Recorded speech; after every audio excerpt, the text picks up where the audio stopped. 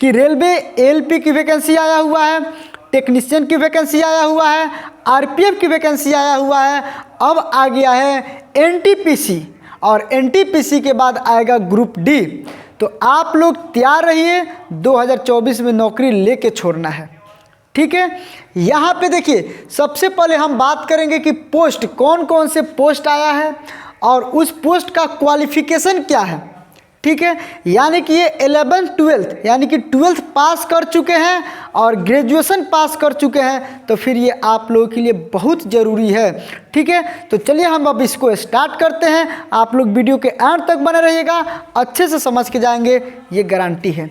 यहाँ पे देखिए पोस्ट नाम, तो जूनियर क्लर्क कम टाइपिस्ट, जूनियर क्लर्क कम टाइपिस्ट, अकाउंट क्लर्क कम टाइपिस्ट, जूनियर टाइम कीपर और टीसी जो टिकट कलेक्टर होता है, टीसी सीसी टीसी, यानी कि ये सब जो पोस्ट है ना, ये सब पोस्ट पे वैकेंसी आया हुआ है और इसका क्वालिफिकेशन है मात्र 12th पास। अगर आप 12th पास हैं तो ये जितना भी यहाँ पे दिखाई दे रहा है पोस्ट का नाम, इस पोस्ट में आप अप्लाई कर सकते हैं। ठीक है, इसका एज लिमिट क्या है, तो 18 से 30 साल। अगर आपका उम्र 18 वर्ष से और 30 वर्ष के बीच में है तो फिर इसको अप्लाई कर सकते हैं। अगर कहेंगे कि छूट है कि नहीं, अरे तो छूट है। ओबीसी के लिए छूट है 3 साल का और एससी एसटी के लिए छूट है 5 साल का।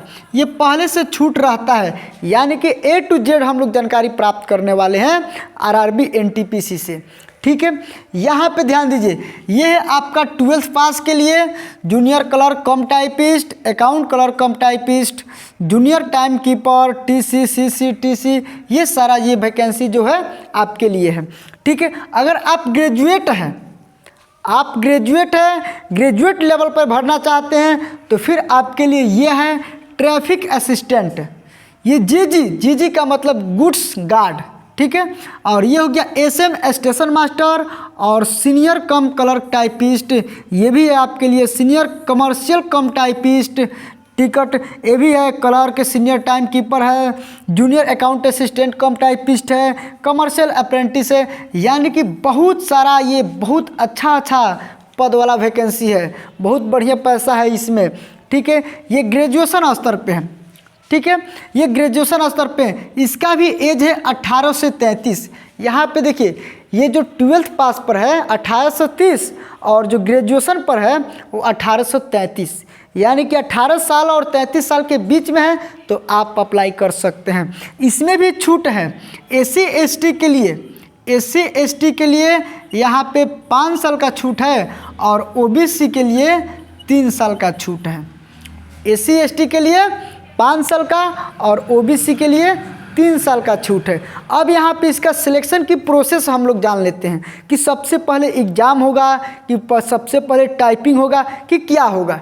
ठीक है, यहाँ पे देखिए सिलेक्शन प्रोसेस, यानी कि CBT 1 कंप्यूटर बेस्ड टेस्ट 1, यानी कि पहला CBT होगा और CBT के बाद CBT दूसरा होगा, यानी कि CBT 2 होगा।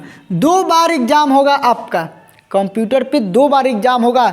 उसके बाद तीसरा नंबर में टाइपिंग होगा और टाइपिंग के बाद होगा DV यानी कि डॉक्यूमेंट वेरिफिकेशन, और उसके बाद से होगा मेडिकल, और 6 नंबर में हो जाएगा आपका फाइनल सिलेक्शन, यानी कि 6 नंबर में आपका नौकरी लग जाएगा।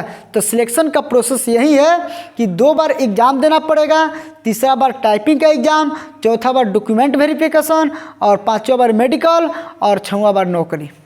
ठीक है, यहाँ पे देखिए अब हम टोटल बात करने वाले हैं और ये भी हम बताएंगे कि अप्लाई कब से होगा। ठीक है, और कितना वैकेंसी आया हुआ है इसके बारे में भी बताएंगे, तो आप लोग पूरे वीडियो के अंत तक बने रहिएगा। ठीक है, यहाँ पे ध्यान दीजिए CBT 1 का सिलेबस क्या है, CBT 1 का सिलेबस क्या है। तो देखिए 100 क्वेश्चन पूछा जाएगा, 100 नंबर का रहेगा, टोटल मार्क्स में रहेगा 100 नंबर का, 100 question 100 number, time 90 minute, time 90 minute. कहेंगे निगेटिव भी है तो बिल्कुल इसमें निगेटिव भी है 1/3, यानी कि 3 गो गलती पे 1 नंबर सही में से कट जाएगा। ठीक है, अब देखिए इसका सिलेबस क्या है। सिलेबस में आपका पूछेगा रीजनिंग 30 नंबर का, मैथ पूछेगा 30 नंबर का, और GK GS current affair, GK GS current affair general awareness में ये सारा कुछ आ जाएगा, यानी कि 40 नंबर का ये पूछेगा।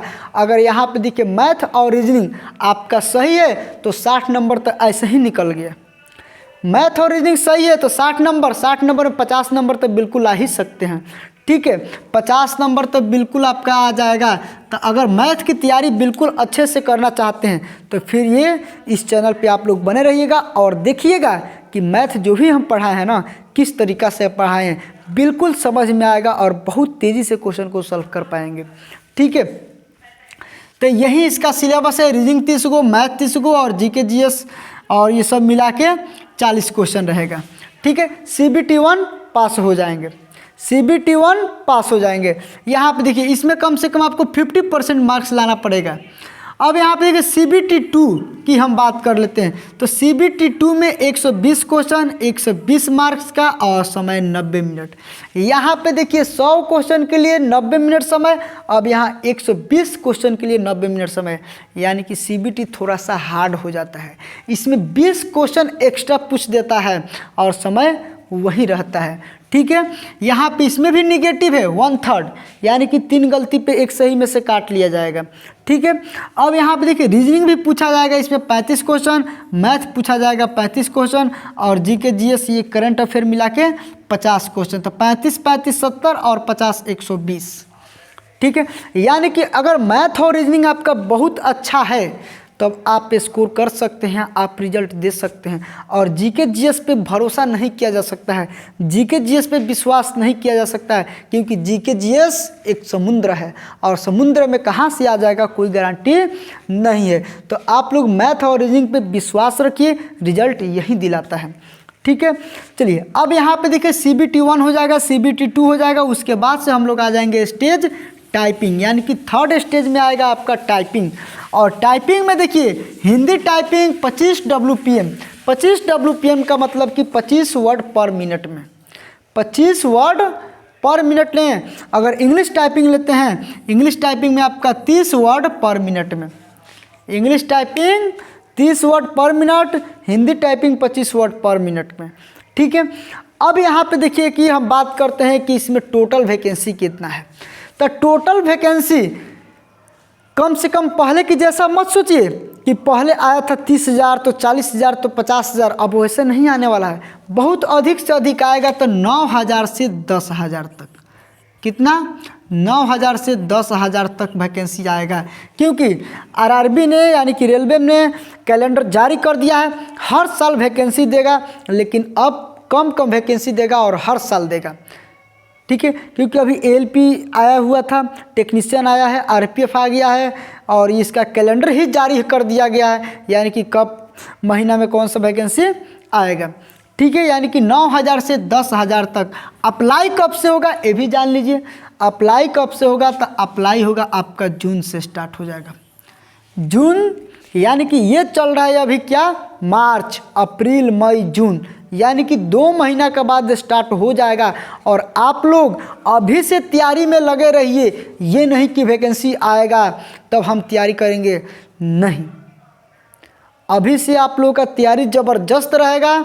तो फिर वैकेंसी जब भी आए टेंशन नहीं रहेगा कि तैयारी करना है, ये नहीं पढ़े वो नहीं पढ़े, बहुत ज़्यादा टेंशन होता है। ठीक है, तो तैयारी में लगे रहिए और ये जितना भी चीज़ हम बताए हैं अच्छे से समझ गए होंगे तो कमेंट बॉक्स में